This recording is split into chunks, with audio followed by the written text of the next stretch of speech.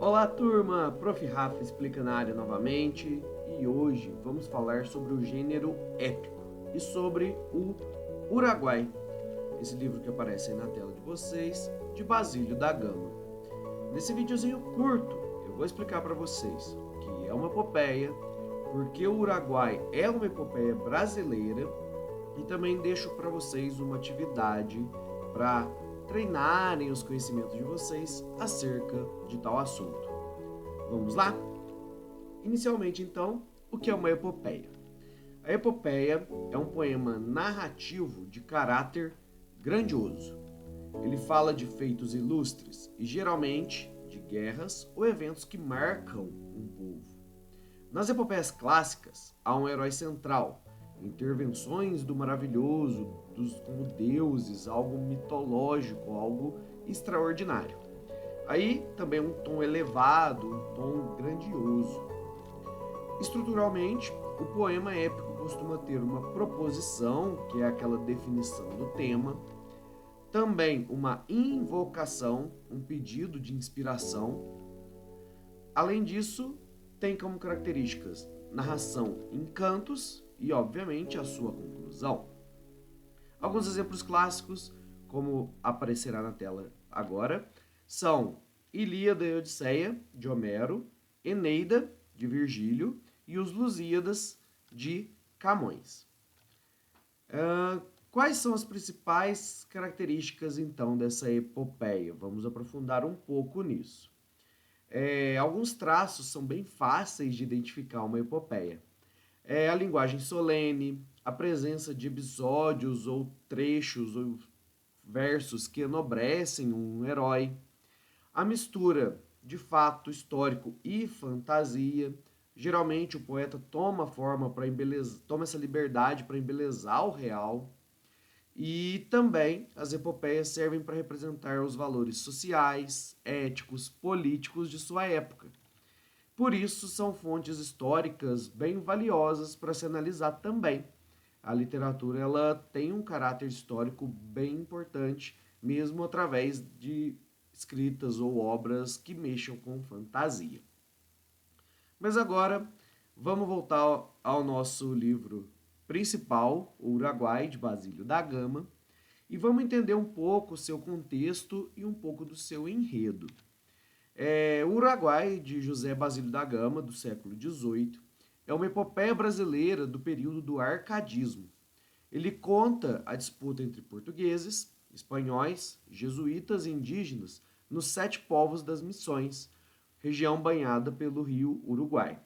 O poema critica os jesuítas ao sugerir que, por detrás da proteção aos índios, havia interesses políticos e econômicos. Estilisticamente, o Uruguai utiliza versos brancos e apresenta personagens históricas e simbólicas. A trama mistura fatos das tensões coloniais com denúncias contra o abuso de poder e o conflito de soberanias entre coroas e ordens religiosas. Muitas vezes, quando analisamos essa obra, a gente se pergunta: quem teria sido o maior prejudicado de acordo com o livro? Qual é então a minha leitura da obra e minha posição como professor?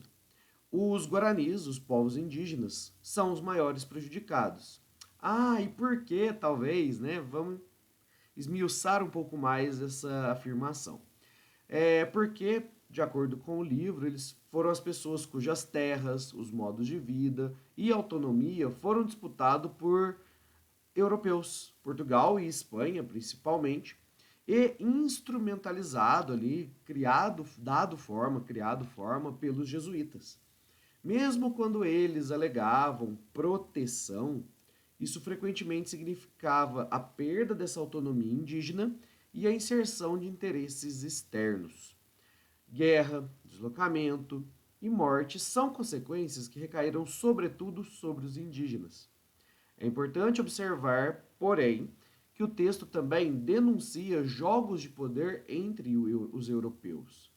Então, há múltiplas vítimas, mas os guaranis sofrem com as consequências mais imediatas e mais de caráter irreversível. Dada essa explicação resumida, agora eu vou trazer uma tarefa para vocês. Que tal criarem uma mini epopeia? Pode ser em duplas. Essa epopeia pode conter entre 8 a 12 versos e deve trazer um acontecimento heróico da sua comunidade ou da sua família. Essa mini epopeia deve conter, então, uma linha de proposição de tema para contextualizar a sua epopeia, uma invocação curta, pode usar, por exemplo, uma musa inspiradora moderna, como, por exemplo, a memória. Deve haver um herói ou heroína e também um elemento maravilhoso mitológico breve, que pode ser simbólico, como, por exemplo, um vento que fala. Você pega essa atividade, pode fazer como arquivo de texto ou gravem a leitura se quiserem e me enviem. Será avaliado a criatividade, a presença dos elementos épicos e a coerência do texto. Poste o link do arquivo ou da gravação no campo de atividades.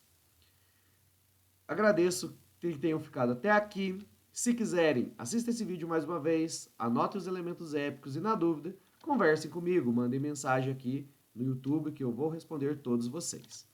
O link para a proposta com as instruções estará lá no enunciado. E boa escrita e até a próxima. Tchau, tchau.